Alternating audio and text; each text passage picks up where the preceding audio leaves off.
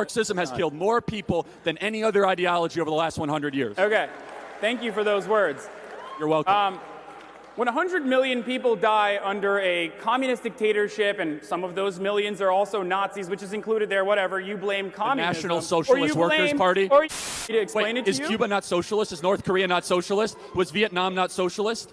Was Zimbabwe not socialist? You can laugh all you want, Hassan, okay, do you but want 100 me to million explain it to you? people died under socialism in the last 100 years, and you have the gumption to continue. You can keep laughing to the victims' families from Cuba, from Venezuela, from Korea, from Vietnam, from Mao's China, from Stalin's Russia. The number one killer of citizens, from innocent civilians in the last 100 years, has been the very idea that you shamelessly wear on your sleeve every single day. Marxism has killed more people than any other ideology over the last 100 years.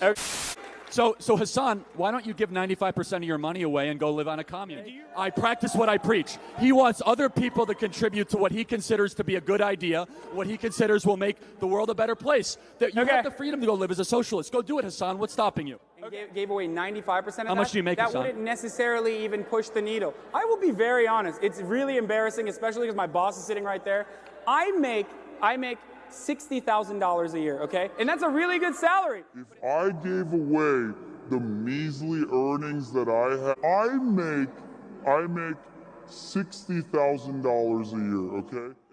I don't have the right to tell anybody what to do with any of their money. That's the big difference, Hassan, is that you're trying to It's their money, Charlie. It's the workers' money. They are just taking away and accumulating the profits for themselves. I'm not, and by the way, I'm not even saying abolish all profits. This is a distinctly Marxist argument, by the way. Just because it's Marxist doesn't mean it's a bad idea. Stop being an idiot, dude. God damn it. Like. Oh, okay, so I'm so glad you mentioned that. So. It's so silly, like as if we implement socialized medicine, we're going to eat rats like Venezuela. I didn't say it was bad. I said it was Marxist, and now I'm going to tell you why it's bad. Oh, okay. The problem. AOC, Alexandria Ocasio-Cortez. She was invited by Al Sharpton to talk to some black folks. This is what organizing looks like. That's right. This is what building power looks like. This is what changing the country looks like. You know, Reverend, you bring up a funny anecdote, and I'm proud to be a bartender. Ain't nothing wrong with that. There's nothing wrong with working retail, folding clothes for other people to buy. There is nothing wrong with preparing the food that your neighbors will eat. There is nothing wrong with driving the buses that take your family to work. This what parenting niggas look like. Man, she's got some balls on her, man. If your message was strong, why you gotta change your tone of voice? Yeah, why you gotta sound like a black preacher talking in hooks and punchlines? You trying to come out with a new rap song or something? Look here, I like to hear what people are saying, yeah, but I also like to read between them lines. Yeah, she said a lot. Right? She said it wasn't nothing wrong with being a bus driver, folding clothes, and preparing food for people. Nobody said was anything wrong with that. But what she's really saying is, she sees black people as servants, slaves, low-skilled workers. She sees them as Morgan Freeman in Driving Miss Daisy. And employ people under a Marxist socialist system. Yeah. You're incentivized to either run for political office, get as much power as you possibly can, to try to extract money away from people that don't have it. What about cooperatives? Like, I don't understand. There's multiple different ways to do this. Do that voluntarily. Go do what the Amish do. Go live in northern New York. In America, we have people that live in cooperatives today. Don't tell me how to live my life. You can live your life however you want to. It's just, look, the big difference and distinction is that if your message, if you really believe in the message you were saying, you wouldn't have drove Amazon out of Queens, New York. 25,000 jobs, does that ring a bell? Average salary, $150,000 a year? If you really for the working class people, why you drive Amazon out of town? Yeah, what's gonna really help black people? Like these folks she was talking to, they sound like older. Yeah, they damaged goods. You can't teach an old dog new tricks, especially when they've been damaged through the civil rights era, Jim Crow laws. Yeah. They are unable to see the real problem in America is Democrats. Yeah, and Democrats, racism is not a problem in this country. It still exists. Yeah. But if you listen to Democrats and liberal media, you think it's damn 1960 outside. No, 1960, 1860. Right? Like, I'll give you a perfect example. We was flying from Florida the other day. No, wait a minute, Texas. Yeah, it's Texas. Yeah, I had a connecting flight, right?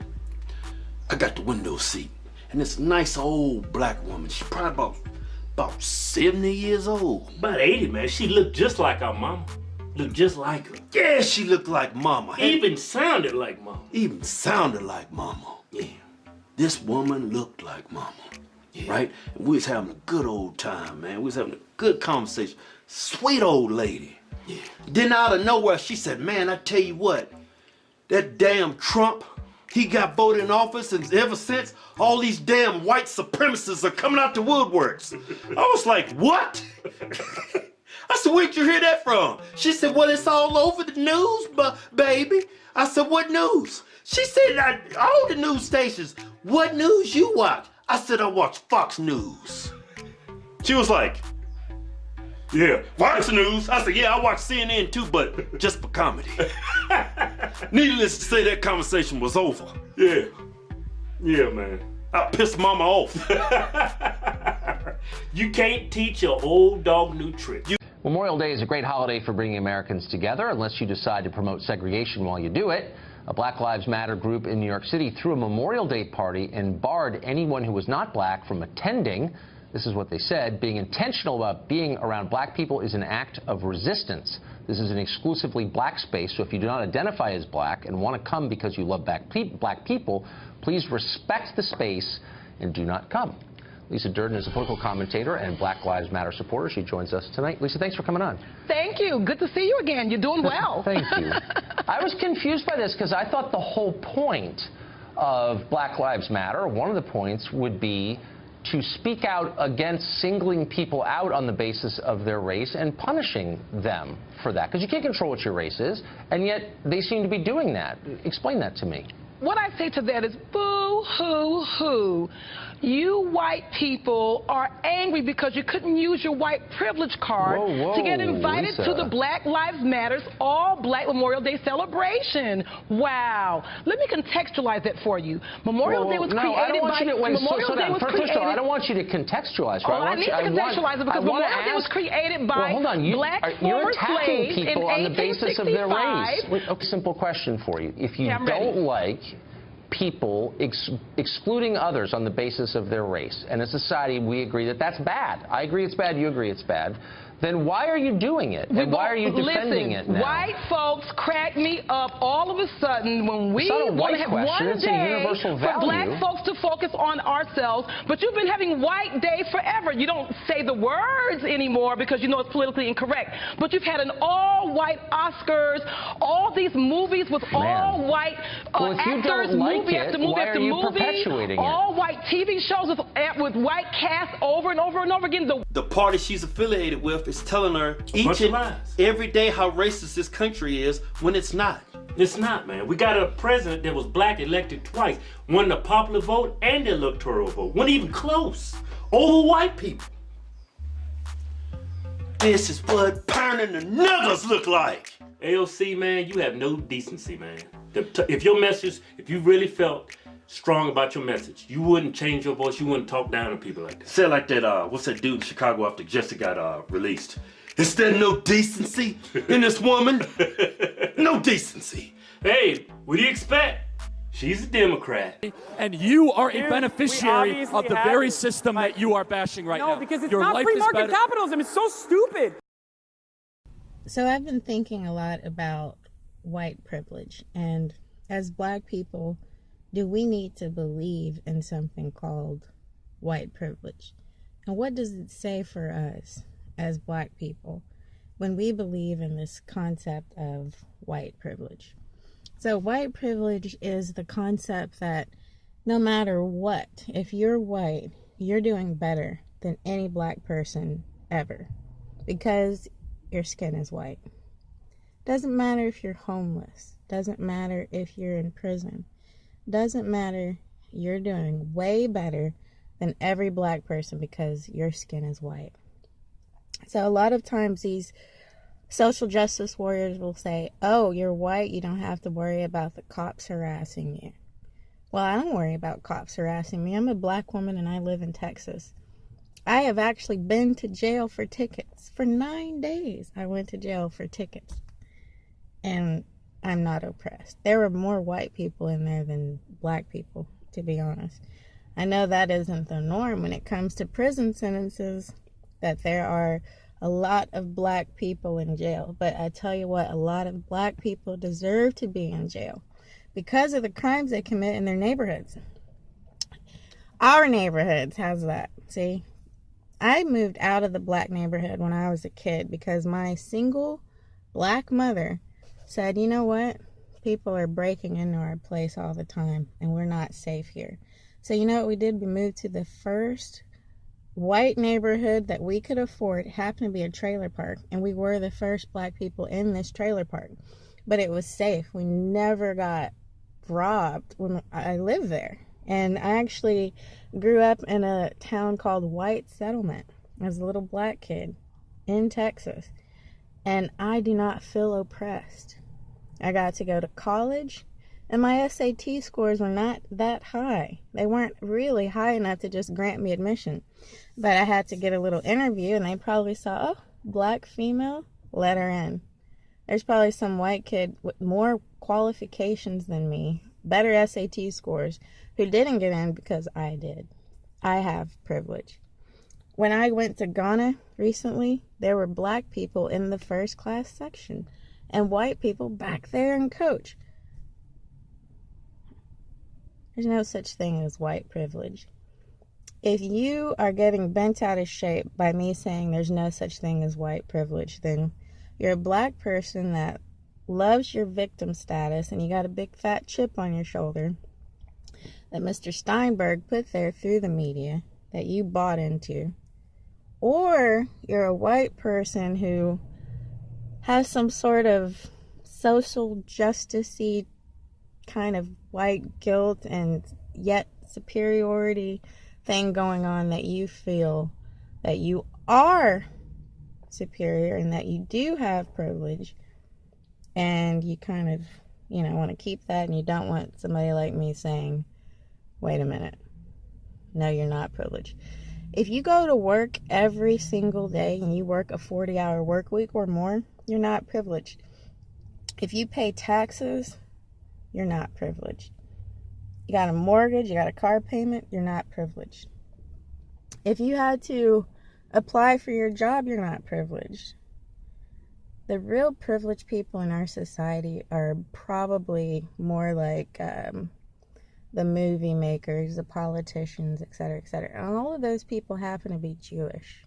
So if we were to really break it down, say that Jewish people have privilege, not white people,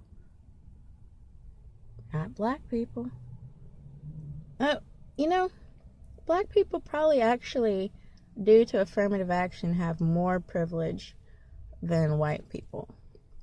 I had a friend whose husband, they're both white, he kind of fell in some hard times before they got together, and he went to get some food stamps. They told his ass to go get a job. He didn't get any food stamps. But if I were to make like 5-6 babies, I'd get a house, I'd get food stamps, I'd get some cash.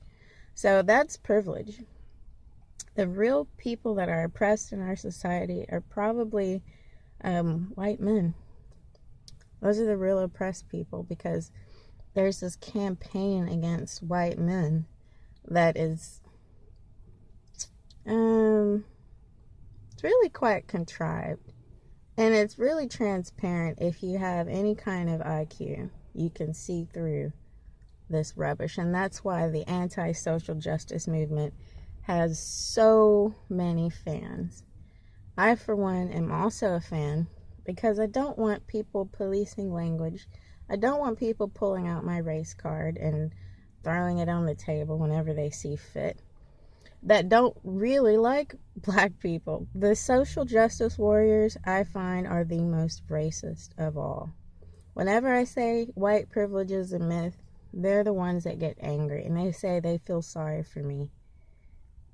Why do you feel sorry for me? Because I don't feel like a victim.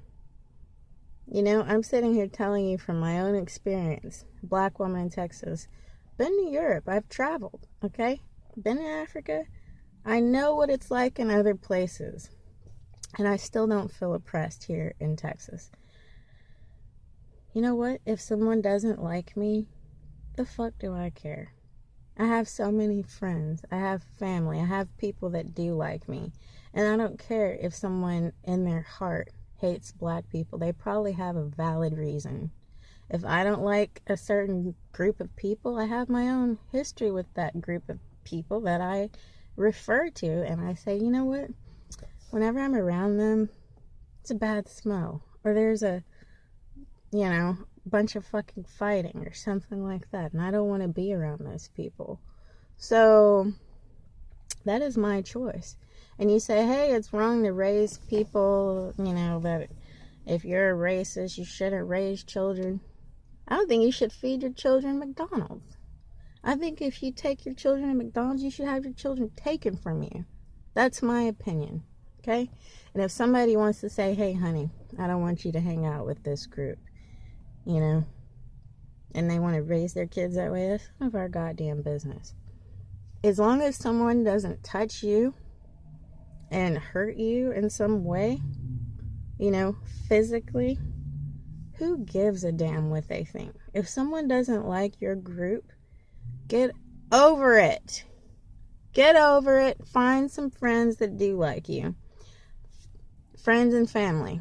That's what you got in this world, friends and family. And if you don't have friends, it's probably because you're unpleasant or you're a whiny bitch baby. So, that's my rant about that. If you don't like, a certain group of people, if you choose to be racist, great. I don't care. As long as people are nice and get me the things I want when I'm out and about and they're serving me, or I don't care. I don't care if someone secretly doesn't like me. And I would encourage everyone else to just kind of grow up, and if someone doesn't like you, get the fuck over it and find yourself some friends. And if you can't find friends, look to yourself and become more pleasant. That's my advice.